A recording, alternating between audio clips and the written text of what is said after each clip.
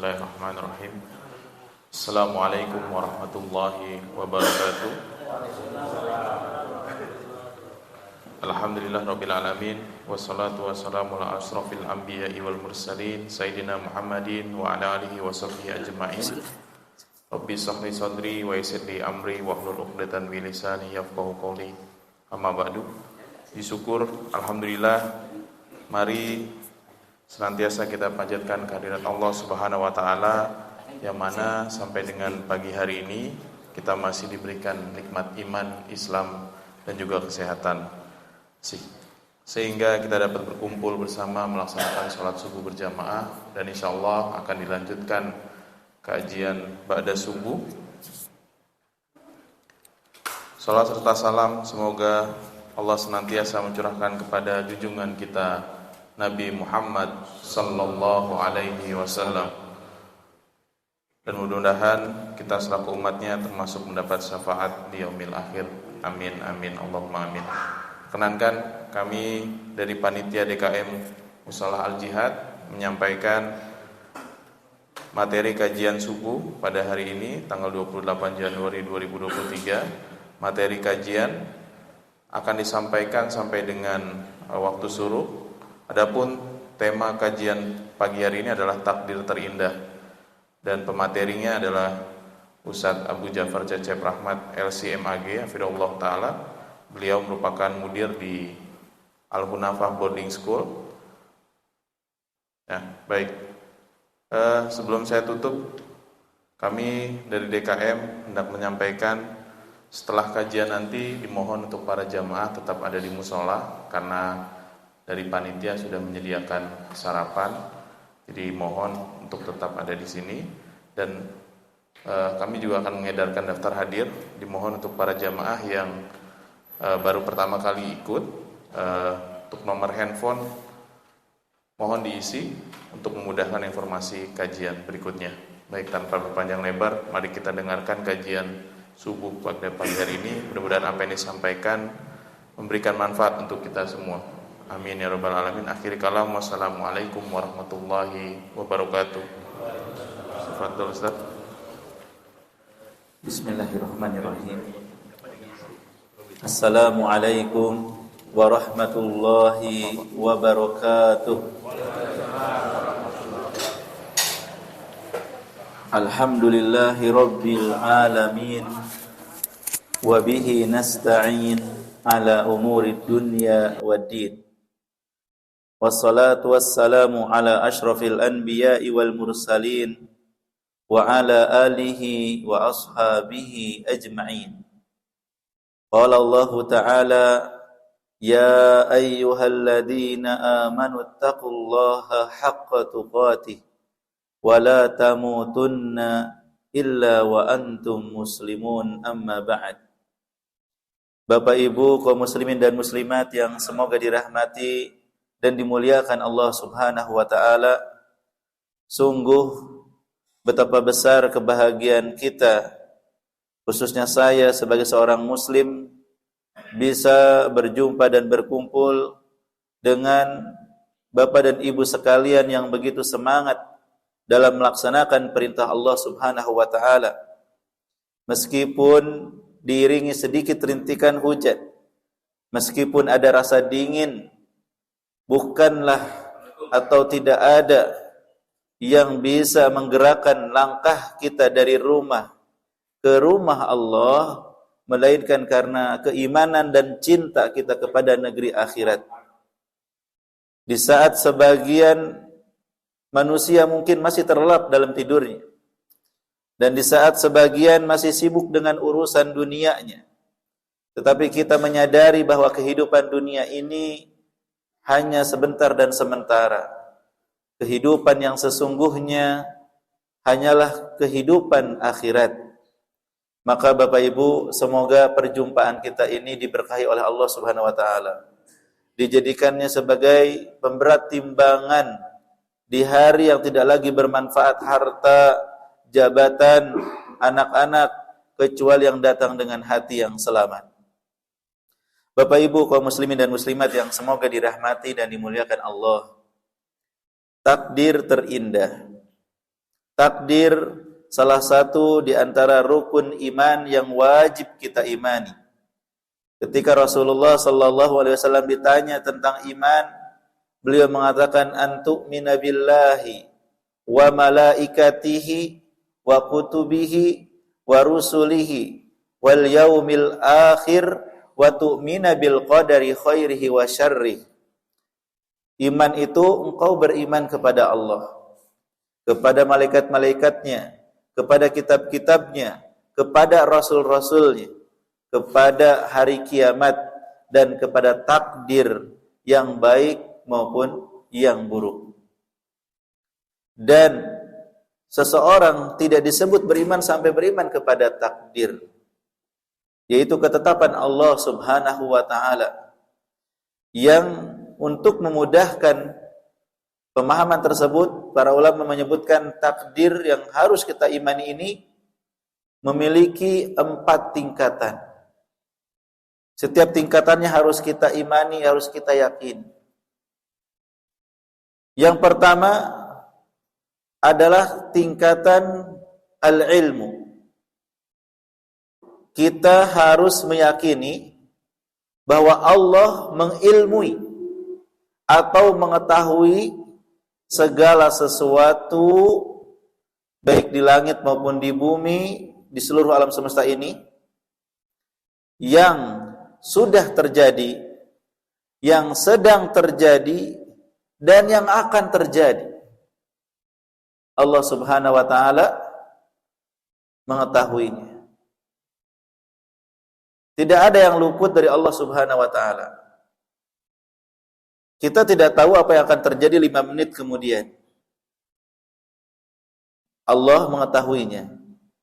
Bahkan Allah mengetahui dari seorang anak kecil apakah dia kelak akan menikah atau tidak, siapa istrinya, apakah dia punya anak atau tidak. Allah tahu. Jika 2024 misalnya ada pemilihan, Allah sudah tahu siapa yang akan terpilih. Allah sudah mengetahuinya. Ya, ini al-ilmu. Kita harus yakin Allah mengilmui seluruhnya. Tidak ada yang luput dari Allah. Yang sudah terjadi, yang sedang terjadi maupun yang akan terjadi. Tingkatan yang kedua, kita harus meyakini adalah al-kitabah. Penulisan di Lauh Mahfuz.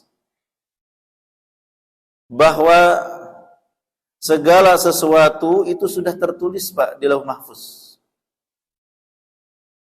Yang besar maupun yang kecil, sampai dahan-dahan, daun-daun yang berjatuhan tertulis semuanya.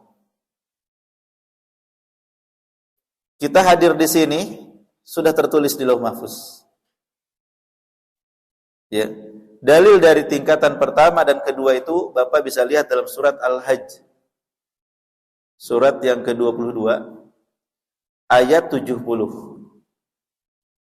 Allah Subhanahu wa ta'ala berfirman, Alam ta'lam anna Allah ya'lamu ma fis sama'i wal ard. Inna dzalika fi kitab.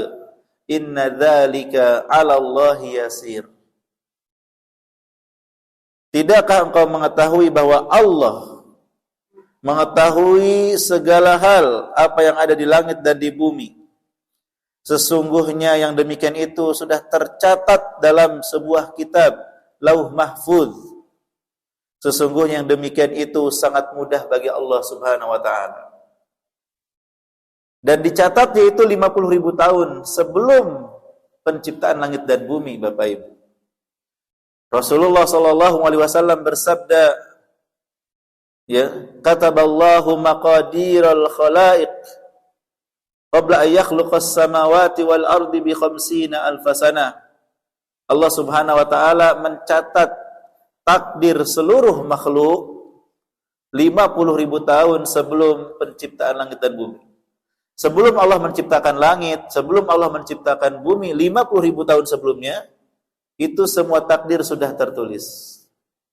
Dalam hadis yang lain disebutkan, Inna awwala ma khalaqallahu al-qalam. Faqila lahu uktub. Qala ma aktub? Qala uktub kulla kain ila an taqumas saah. Yang pertama kali Allah ciptakan itu pena. Maka dikatakan kepadanya, tulislah. Pena itu pun bertanya, apa yang harus aku tulis? Maka dikatakan padanya, tulislah segala hal yang akan terjadi sampai hari kiamat. Ya, ditulis rufi'atil aqlam wa jaffatis suhuf. Pena dan suhuf telah mengering. Maka Bapak Ibu harus yakin semua sudah tercatat di lauh mahfuz. Segala sesuatu. Ya. Bahkan termasuk apakah kita termasuk ahli surga atau ahli neraka? Dalam hadis yang sahih riwayat Imam Bukhari, dalam Sahih Bukhari, beliau sallallahu alaihi wasallam bersabda, "Ma minkum min ahadin illa waqad kutiba maq'aduhu minan nar wa maq'aduhu minal jannah."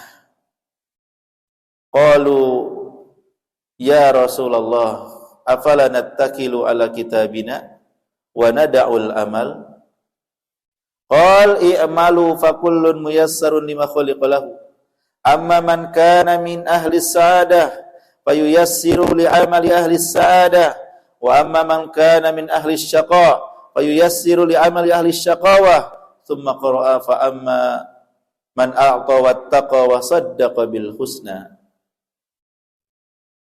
Ma minkum min ahadin, tidaklah salah seorang di antara kalian, tidaklah kalian itu illa waqad kutiba maq'adahu minan nar, illa waqad kutiba maq'aduhu minan nar wa maq'aduhu minal jannah, kecuali sudah ditulis tempat duduknya, sudah tertulis apakah tempat duduknya di neraka ataukah tempat duduknya di surga.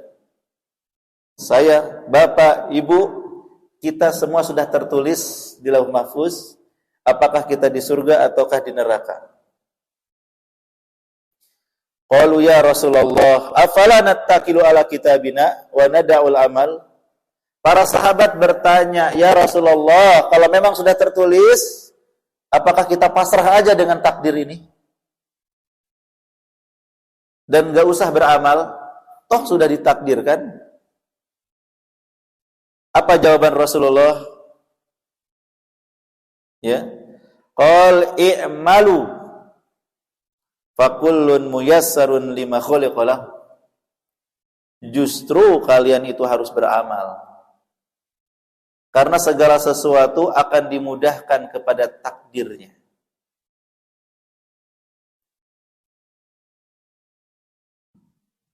Amma man kana min ahli sa'adah fayuyassiru li amali ahli sa'adah. Orang yang ditakdirkan bahagia masuk surga, dia akan dimudahkan beramal dengan amalan ahli surga. Sebaliknya, ya, amma man kana min ahli syaqa fayuyassiru li amali ahli syaqawah. Yang ditakdirkan termasuk orang yang sengsara masuk neraka, akan dimudahkan dia beramal dengan amalan ahli neraka. Kemudian beliau membaca firman Allah Subhanahu wa taala, fa amma man a'ta wattaqa wa saddaqa bil husna fasanuyassiruhu lil yusra wa amma man bakhila wastaghna wa kadzdzaba bil husna fasanuyassiruhu lil usra.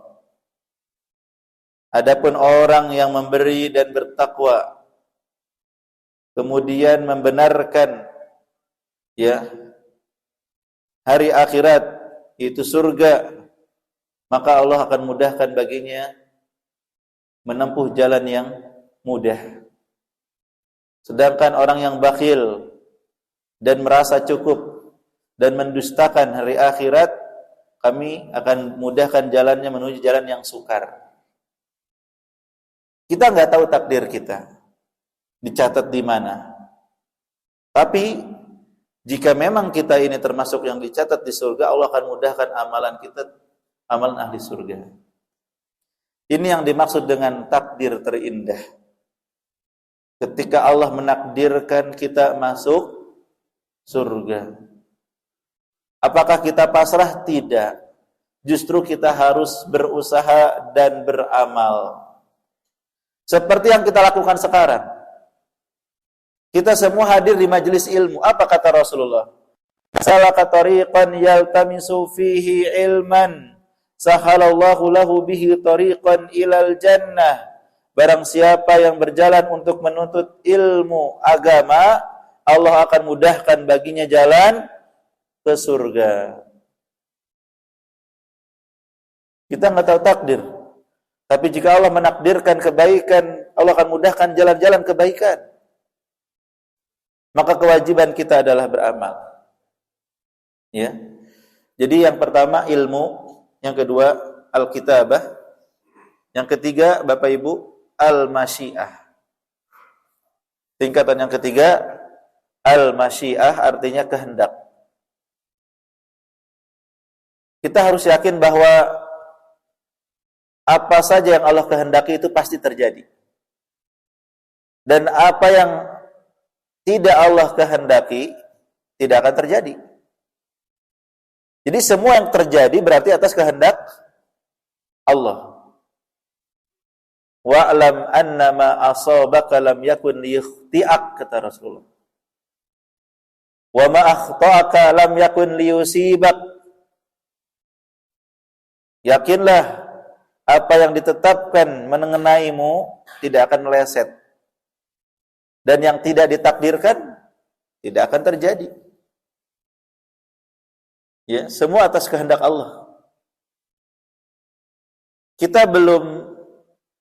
Kalau belum terjadi kita nggak tahu.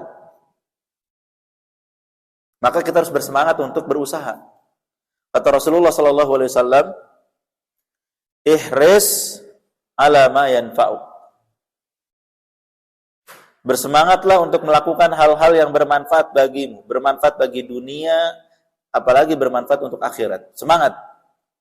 Ke masjid semangat, itu bermanfaat bagi akhirat. Sedekah semangat, ngaji semangat, berbakti semangat. Pada hal-hal yang bermanfaat kita harus semangat. Wasta'in billah. Jangan lupa minta tolong kepada Allah. Kita ini nggak bisa di jalan kebaikan, nggak bisa melakukan kebaikan, beramal soleh kecuali atas pertolongan Allah. Jangan lupa minta tolong sama Allah. Wala ta'jaz. Jangan lemah. Jangan malas. Ya. Kalau kita malas, mungkin kita akan terhalang dari banyak amal kebaikan. Betul atau tidak? Ketika saya bangun jam 3, ya harus nyetir sendiri ke sini. Ada rasa malas. Ada rasa berat. Ya, tetapi harus dilawan. Wala ta'jaz. Jadi kalau Bapak Ibu di sini cuma 5 menit, 10 menit itu dekat. Ya. Saya dari rumah 1 jam. Rasa malas manusiawi. Sudah dingin, lihat selimutnya anget, rasanya pengen tidur lagi gitu. Tapi ingat kata Rasulullah, wala ta'jaz. Nggak boleh lemah, nggak boleh malas, nggak boleh mundur. Untuk hal yang bermanfaat. Karena berdakwah, menyampaikan ilmu itu bermanfaat. Ya bagi yang menyampaikan maupun yang disampaikan. Wa in asabaka syai', dan apabila engkau tertimpa sesuatu yang tidak engkau inginkan, terhalang dari sesuatu, misalnya qadarullah bannya kempes, kita udah berusaha, bannya kempes, nggak bisa sampai ke sini, atau terhalang yang lain, ya, tertimpa sesuatu yang nggak kita harapkan, yang nggak kita inginkan. Fala taqul law anni fa'altu kadza lakana kadza wa kadza. Jangan pernah sekali-kali mengatakan, duhai seandainya aku begini pasti begini dan begitu. Coba kemarin bannya dicek dulu. Gak usah coba, gak usah kalau, gak usah seandainya. Ini sudah terjadi. Walakin qul qaddarallah wa masya'a fa'al. Kata Rasulullah, jangan berandai-andai. Jangan seandainya, jangan sekiranya, jangan ya meratapi yang sudah berlalu. Katakan qaddarallah. Ini semua sudah takdir. Allah melakukan apa yang Allah kehendaki. Ini sudah takdir. Begini takdirnya. Ya. Jadi untuk perkara yang belum terjadi kita harus semangat. Karena kita nggak tahu. Ya. Adapun kalau sudah terjadi, itu udah takdir Allah, kita tahu itu takdir Allah, maka kita pasrah. Kita terima. Ya, kita terima. Maka kita harus bersemangat ini untuk menuju kebaikan dunia, menuju kebaikan akhirat. Kita berada dalam kondisi sulit misalnya, pengaruh dari pandemi COVID-19. Ekonomi menurun atau mungkin sampai jatuh.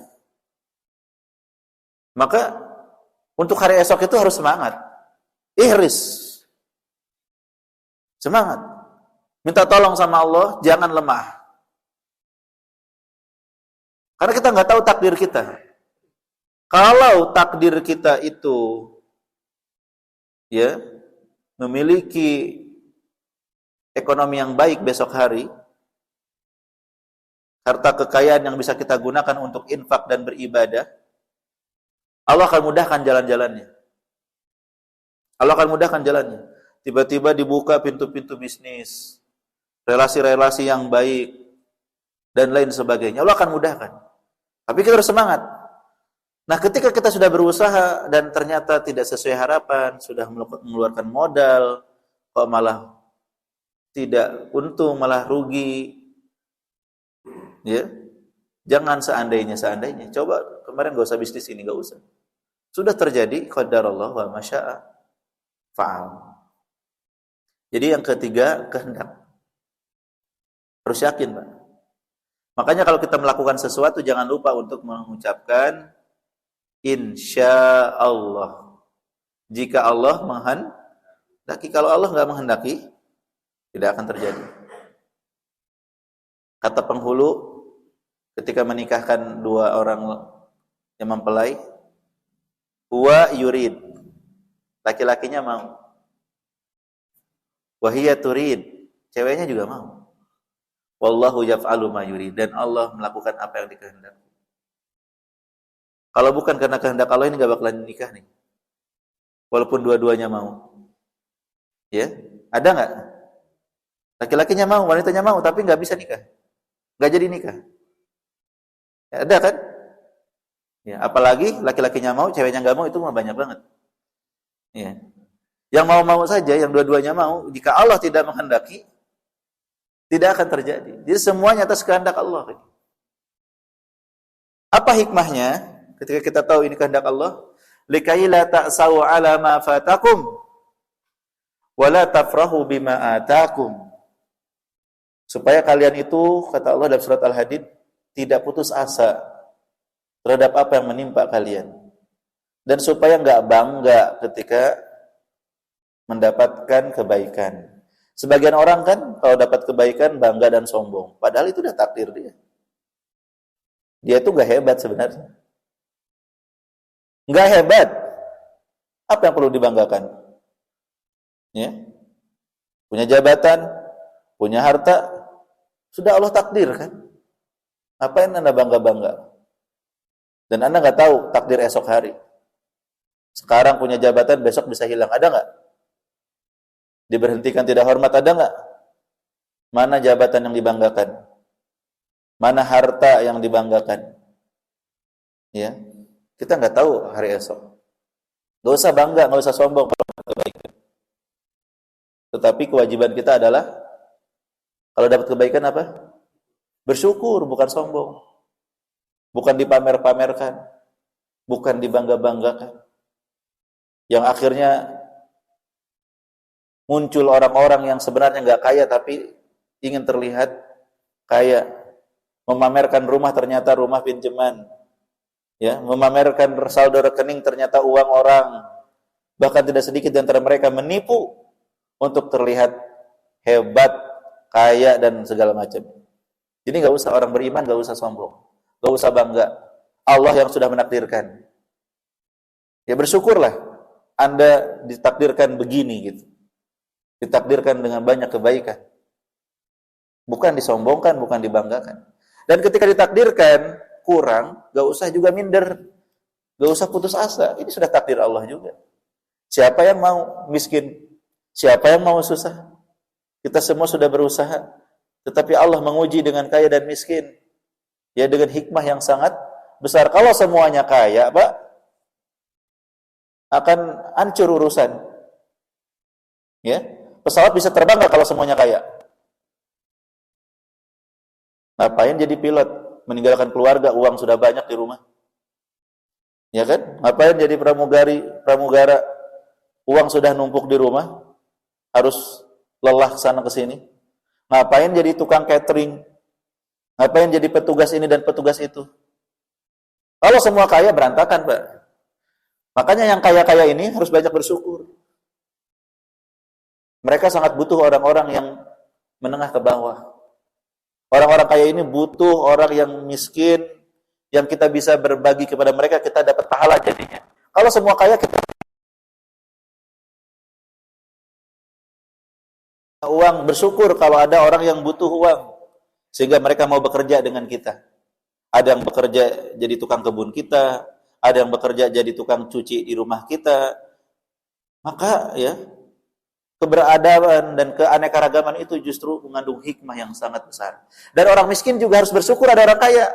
Ketika kita kerja ada yang gaji. Kalau semuanya miskin, kita mau kerja kemana? Siapa yang menggaji kita? Ya maka antara orang kaya dengan orang miskin ini punya hubungan yang sangat baik sekali. Dan Nabi SAW ya tidak membedakan yang kaya dan miskin. Sahabat-sahabat beliau dari mulai bangsawan sampai rakyat jelata, bahkan budak, kumpul bareng, duduk bareng, nggak merasa risih dengan orang miskin, nggak merasa jijik dengan orang yang nggak punya. Dan yang nggak punya juga nggak pada minder, dan nggak minta-minta. Ya Abu Hurairah itu sangat miskin. Padahal beliau ini periwayat hadis terbanyak. Beliau termasuk ahlus suffah. Tidurnya di masjid karena nggak punya rumah. Pernah suatu ketika kelaparan, ya sampai pingsan. Orang-orang mengira ayan. Kata beliau, padahal aku bukan ayan, tapi aku tuh lapar banget gitu. Tapi nggak minta. Gitu. Ya. Dan karena ilmunya beliau diangkat jadi gubernur Madinah. Ketika jadi gubernur, beliau tetap bekerja seperti biasa, mencari kayu bakar dan dijual di pasar. Orang-orang berteriak, permisi, gubernur mau lewat, mau ngapain? Ternyata lagi bawa dagangan, bawa kayu bakar, gelar lapak bareng-bareng yang lain. Tidak ada beda antara kaya dan miskin, ini semua sudah ditakdirkan Allah. Justru yang kaya harus ya bersyukur ada orang-orang miskin ini sebagai ladang pahalanya, dan juga ada yang membantu mereka, mempekerjakan mereka. Dan orang miskin juga bersyukur ada orang-orang kaya itu, jangan ada iri, jangan ada dengki. Dengan adanya orang kaya, maka banyak urusan-urusan tertolong, dan ada pekerjaan-pekerjaan yang bisa diambil.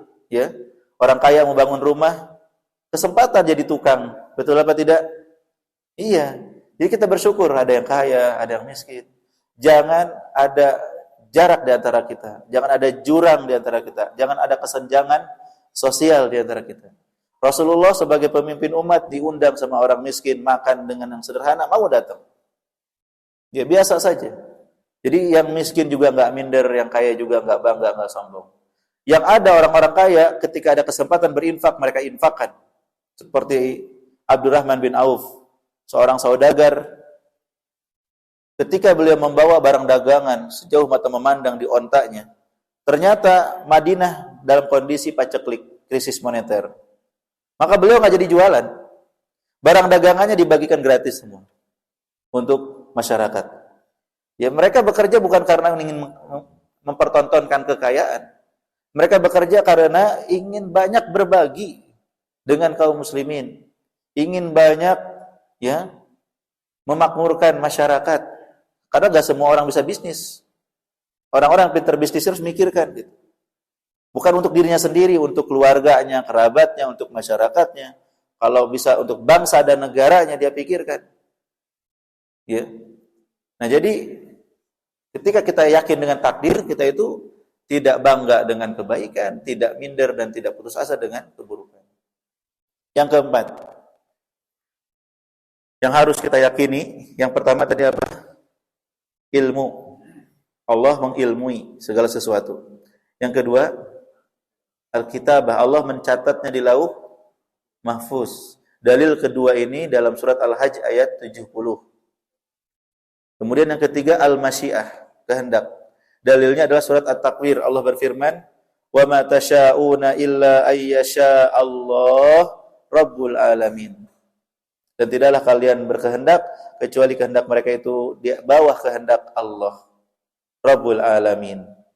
Manusia punya keinginan, tapi keinginannya ada di bawah keinginan Allah Subhanahu wa taala. Kehendak Allah. Semua pengen jadi pejabat. Enggak semuanya sih. Sebagian orang pengen jadi pejabat, pengen jadi presiden, tetapi siapa yang berkehendak? Allah Subhanahu wa taala. Ya. Allah yang berkehendak. Tu'til mulka man tasya wa tanzi'ul mulka mimman tasya. Wa tu'izzu man tasya wa tudhillu man tasya. Biyadikal khair. Ya.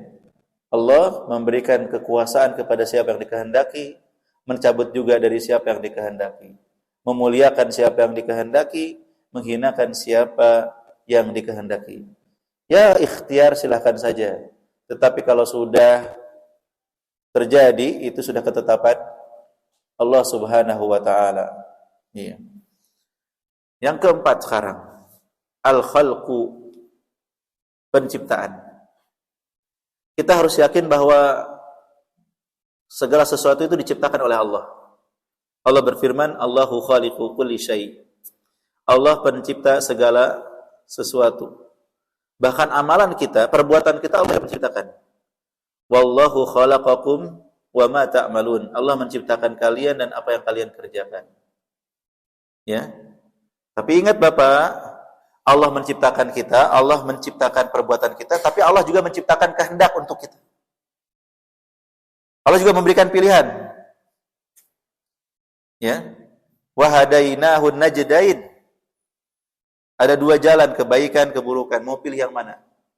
Orang-orang kafir seperti kaum Samud, kaum Ad, fastahabul ama 'alal huda. Mereka lebih memilih kesesatan daripada petunjuk. Jadi Allah memang menakdirkan, tapi Allah juga menakdirkan dengan menciptakan bagi manusia itu kehendak dan kemampuan. Bapak ke masjid ini terpaksa atau pilihan sendiri? Tiba-tiba Bapak bangun dari kasur gitu gerak sendiri ke sini? Ataukah memang Bapak ada niat ke sini? Ada keinginan? Ada keinginan kan? Mau pilih tidur bisa, mau pilih ke masjid bisa. Tapi Bapak memilih masjid. Maka mereka yang bermaksiat enggak bisa berdalih dengan takdir. Saya maksiat, ini sudah takdir. Saya berzina, sudah takdir. Saya mencuri, sudah takdir. Enggak bisa, Pak. Karena Allah sudah menciptakan bagi kita itu pilihan, kemampuan. Bahkan Allah mengutus para rasul untuk menjelaskan, menurunkan kitab untuk menjelaskan semuanya, memberikan kita akal untuk berpikir. Ketika seorang laki-laki ingin berzina, Allah sudah menjelaskan jalan yang halal yang menikah, yang haram zina. Terus dia masih tetap berzina. Allah sudah memberikan akal, mau enggak ibunya dizinai? Mau enggak adik perempuannya dizinai sama orang? Mau enggak? Ya. Keluarga dari perempuannya itu rusak sama orang. Pasti kita bilang enggak mau. Terus kenapa berzina dengan orang lain? Allah sudah berikan, tapi orang-orang lebih memilih kesesatan, kemaksiatan daripada petunjuk. Nah, jadi Allah menciptakan segala sesuatunya. Dan hadirin yang semoga dirahmati dan dimuliakan Allah, ketika kita sudah memahami bahwa Allah mengetahui segala sesuatu, Allah mencatatnya di Lauh Mahfuz, Allah menghendaki dan Allah menciptakan, ya, maka kembali lagi kepada takdir terindah bahwa Allah Subhanahu wa taala sudah menetapkan tempat duduk kita di surga dan di neraka, maka apa yang harus kita lakukan? Apakah kita santai, pasrah aja kepada takdir, atau harus berusaha keras untuk memudahkan? Coba ketika kita lapar, Pak. Ketika kita lapar, supaya kenyang itu kita harus cari makanan, atau diem aja pasrah sama takdir. Ya kalau kenyang ya kenyang, kalau enggak ya enggak. Atau harus berusaha nyari makanan. Kenapa enggak pasrah aja sama takdir? Diem aja, pojokan. Pasrah aja sama takdir. Atau mohon maaf, seseorang yang ingin buang air besar, apakah dia harus mencari toilet, ataukah dia pasrah aja kepada takdir? Kalau takdir kebablasan ya kebablasan, kalau takdir enggak ya enggak. Hanya orang bodoh yang pasrah dan diam itu. Betul apa tidak? Kenapa? Lapar. Itu makanan. Lagi pasrah kepada takdir. Enggak akan ada kecuali orang yang enggak waras. Ya. Pasti orang ada usaha. Kenapa untuk urusan dunia dia berusaha, tapi untuk urusan akhirat dia bilang pasrah sama takdir? Kenapa untuk urusan dunia dia berusaha, terus urusan akhirat dia bilang pasrah sama takdir gitu? Dua-duanya harus usaha. Urusan dunia harus berusaha, urusan akhirat juga harus berusaha. Makanya kita semangat ini, Pak. Semakin kuat iman kita kepada takdir, kita tuh semakin semangat.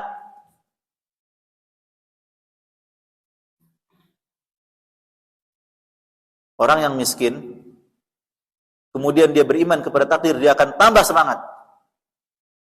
Jika Allah menakdirkan saya kaya tahun depan, berarti Allah akan mudahkan saya jalan-jalannya nih sekarang. Maka dia berusaha, bisnis ini, bisnis itu, kerja ini, kerja itu. Ya karena dia yakin kalau Allah menakdirkan dia kaya, Allah akan memudahkan jalan menuju kaya. Ada nggak yang tahun ini miskin, tahun depan kaya? Ada kan? Maksudnya yang tahun ini kaya, tahun sebelum itu miskin, ada nggak? Gak usah nunggu tahun, 1 bulan. Bulan yang lalu masih nyari-nyari makanan susah. Alhamdulillah di bulan ini semuanya berlebih. Ada seorang yang dia ya pindah-pindah kontrak petakan dan mengira hidupnya akan susah begitu. Hingga suatu hari dia ketemu dengan orang, ya karena dia punya banyak teman relasi, temannya itu mencari tanah urugan, dapat orderan untuk menguruk rumah sakit. Wah, butuh berapa kubik? Banyak sekali. Dan Allah mudahkan dia juga kenal orang yang bisnis urugan. Sehingga dia pun hubungkan. Ya, yang dengan proyek tersebut dia dapat sekian miliar. Dia bercerita dulu nggak kebayang bakal punya rumah, ngontrak aja ngontrak yang sederhana. Sekarang alhamdulillah rumah ada 3 bahkan bisa lebih. Sawah sekian hektar dan seterusnya. Betapa mudah Allah merubah nasib seseorang. Ya. Jadi Bapak Ibu jangan putus asa gitu. Yang sakit jangan putus asa, saya sampai mati aja lah begini. Kalau Allah menakdirkan sembuh, Allah akan mudahkan jalan-jalan menuju kesembuhan. Ya berobat, ya berusaha, ikhtiar, berdoa. Satu lagi, berdoa. Doa itu termasuk usaha. Ya.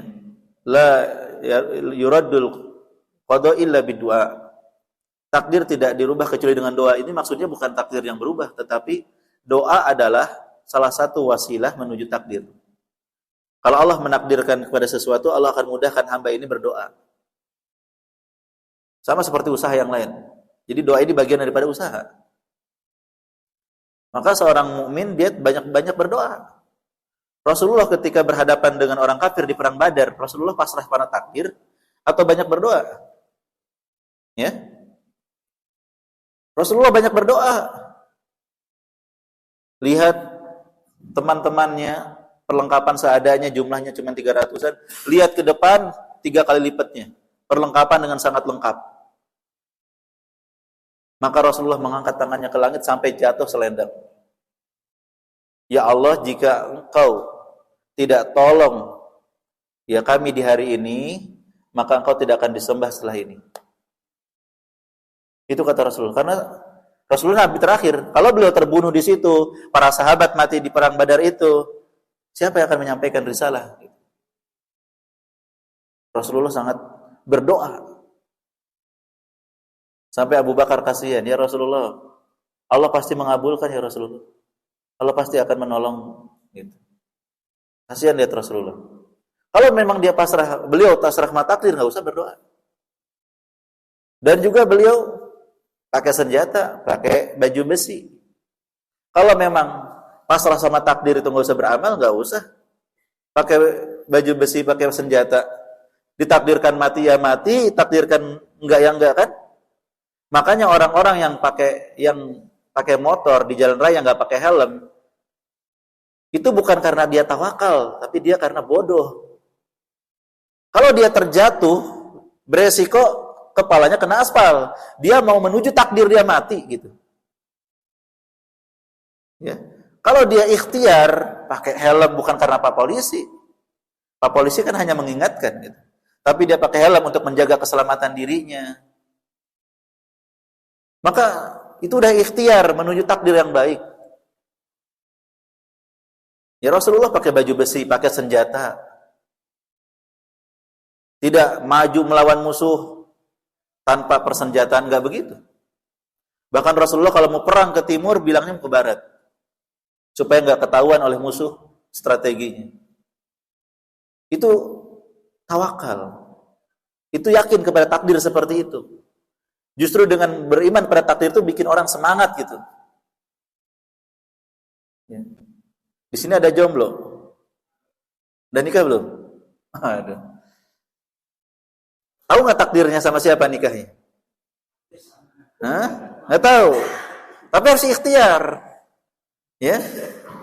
Kita nggak tahu takdir, tapi kita harus ikhtiar nyari. Coba lihat bapak-bapak nih siapa yang punya anak gadis gitu. Pendekatan itu ikhtiar gitu. Ya, ada usaha. Kalau nggak usaha, gimana? Ya, jadi walaupun sudah ditakdirkan harus ada usaha. Nah, ketika kita usaha dan ternyata tidak berhasil, kita katakan apa? Qadarullah. Ya, biasa ditolak wanita. Ya. Gak usah merasa berat ya ditolak. Dan gak usah jadi sad boy. Ya. Jadi ikhwah, Bapak Ibu, iman pada takdir itu membuat kita bahagia sebenarnya. Ketika kita tahu bahwa Allah akan memudahkan jalan menuju takdir, kita tuh akan bersemangat itu. Setelah Bapak Ibu tahu ini, Bapak Ibu harus lebih semangat lagi menuntut ilmunya, lebih semangat lagi ibadahnya. Jangan lupa ibadahnya dengan ikhlas dan mengikuti petunjuk Rasulullah SAW. Karena ibadah nggak akan diterima kalau nggak ikhlas. Innamal amalu binniyat wa innamal likulli imri'in ma nawa. Sesungguhnya setiap amalan itu dengan niat dan seseorang akan mendapatkan apa yang dia niatkan. Dan harus sesuai petunjuk Rasul karena Rasulullah bersabda, "Man amila amalan laisa alaihi amruna fahuwa raddun." Barang siapa yang mengamalkan suatu amalan yang tidak pernah diajarkan akan tertolak. Jadi kita fokus ikhlaskan niat kita, fokus mengamalkan apa yang diajarkan Rasulullah sama kita supaya diterima amal ibadahnya. Dan semangat gitu. Semangat. Salat 5 waktu itu yang paling utama, semangat. Ya. Kalau punya harta bayar zakat, semangat. Di bulan Ramadan puasa, semangat. Punya harta berangkat haji, semangat. Semoga dengan kita melakukan amalan-amalan ahli surga ini kita dimasukkan ke dalam surga. Wallahu a'lam bishawab. Nampaknya sudah waktu syuruk ya. Semoga apa yang kita kaji bermanfaat. Apakah ada tanya jawab atau langsung tutup nih? Jawab, Ustaz. Izin dari Bapak-bapak. Ada pertanyaan? Ada yang ditanyakan? Dan terima kasih semua, Ustaz. Dari Ibu ada pertanyaan?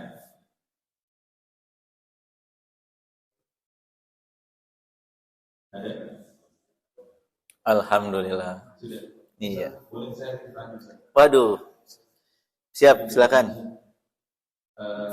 Saya pernah dengar dalam satu hadis, jadi bagian yang akan masuk surga adalah orang miskin. Ya. Jadi bagaimana maknai apa hadis tersebut, Ustaz? Takutnya nanti banyak orang yang berpikir bahwa saya miskin aja gitu ya, supaya merupakan bagian dari yang akan masuk surga. Baik. Terima kasih. Maksud daripada hadis tersebut adalah bahwa orang-orang miskin itu lebih sedikit hisabnya daripada orang kaya dari sisi harta. Ya, dari sisi harta. Karena semakin banyak harta, semakin akan dimintai pertanggungjawaban. Dapatnya dari mana harta itu? Ya, ada yang jujur jual belinya, ada yang pakai tipu-tipu. Ada yang nggak pakai riba bisnisnya, ada yang pakai riba, minjem ke rentenir baik skala besar ataupun skala kecil. Ya. Ada yang kerjanya dapat nyuap supaya bisa masuk kerja, nyogok. Ada yang jujur. Dapat dari mana uang itu? Untuk apa uang banyak kita berbangga dengannya tapi ternyata haram? Ya, sumbernya haram. Setelah dapat harta akan dimintai pertanggungjawaban. Dipakai untuk apa uang itu? Apakah dipakai untuk ibadah kepada Allah, menafkahi anak istrinya, membantu kerabat, fakir miskin, anak yatim, dan terutama orang tua, membantu ya pembangunan rumah Allah, masjid, membantu pesantren di jalan-jalan kebaikan?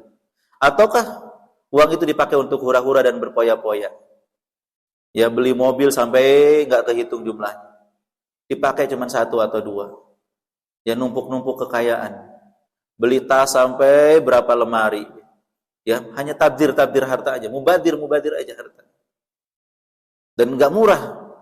Mereka beli dengan harga yang mahal.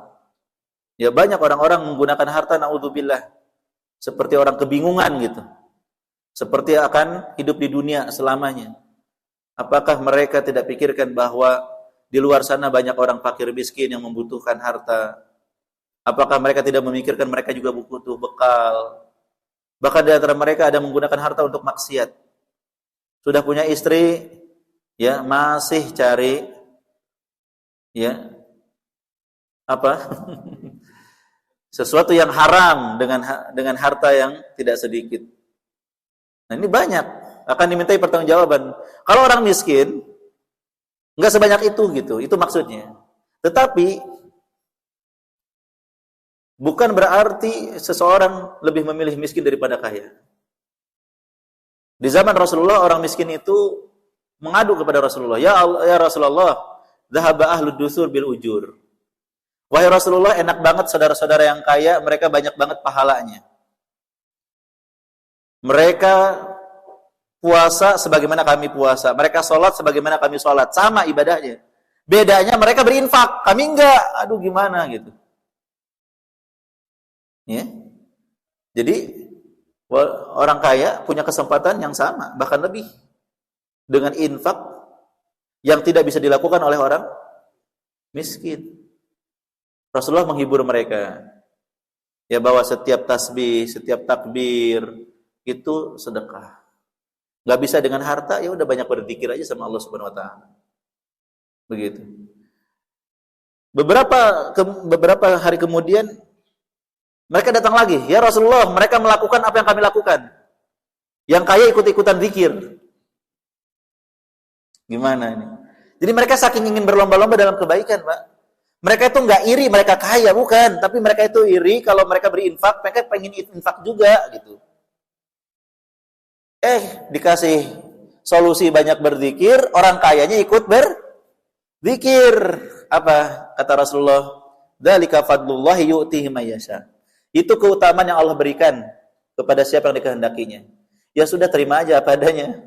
Orang kaya memang diberikan kelebihan. Tapi nggak semua orang kaya begitu loh, Pak. Nggak semua orang kaya suka infak. Nggak semua orang kaya suka ibadah dan berzikir, betul? Makanya kalau Bapak jadi orang kaya, jadilah orang kaya yang seperti di zaman Rasulullah, yang banyak berinfak dan berzikir dan selalu bertakwa pada Allah Subhanahu wa taala. Wallahu alam bisawab. Mungkin sekaligus menutup ya. Iya, kalau begitu saya tutup. Semoga bermanfaat. Terima kasih Bapak Ibu atas perhatiannya. Mohon maaf atas kekurangannya. Wassallallahu ala nabiyina Muhammad wa ala alihi wa sahbihi wasallam. Terima kasih. Dikembalikan pada pembacara.